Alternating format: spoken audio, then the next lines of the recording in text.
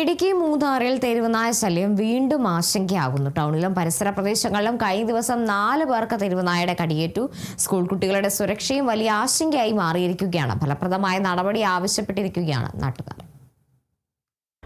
Munnar town, ഇക്കാനഗർ, 20 മുറി ഉൾപ്പെടെയുള്ള പ്രദേശങ്ങളിലാണ് തെരുവുനായ ശല്യം രൂക്ഷമായിരിക്കുന്നത്. കൂട്ടമായി സഞ്ചരിക്കുന്ന തെരുവുനായകൾ കാൽനട യാത്രക്കാരെയും ഇരുചക്രവാഹന യാത്രക്കാരെയും ഭീതിയിലാക്കുകയാണ്. കഴിഞ്ഞ ദിവസം 4 പേർക്കാണ് തെരുവുനായയുടെ കടിയേറ്റത്.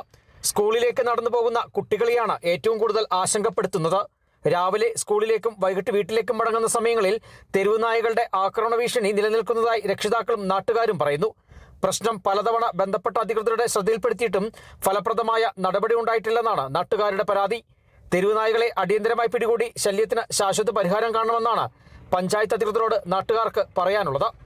நாங்கள் கேபிள் வேலை பார்த்துட்டு இருக்கோம். அப்போ என் கூட இருக்கிற தம்பி ஒருத்தனை நேற்றுக்கு 26 முறை பக்கத்தில் நாய் கடிச்சிருச்சு. அது கூடாமல் மேலும் 3 பேரையும் நாய் கடிச்சிருச்சு.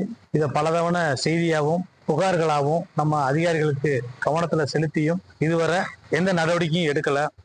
കഴിഞ്ഞ ദിവസം 4 പേർക്ക് തെരുവുനായയുടെ കടിയേറ്റത് ആളുകളിൽ ആശങ്ക വർദ്ധിപ്പിച്ചിട്ടുണ്ട്. തെരുവുനായ്ക്കളുടെ ശല്യത്തിനെതിരെ പഞ്ചായത്ത് ഫലപ്രദമായ നടപടി സ്വീകരിക്കണമെന്നാണ് നാട്ടുകാരുടെ ആവശ്യം. Kerala vision news, Idukki.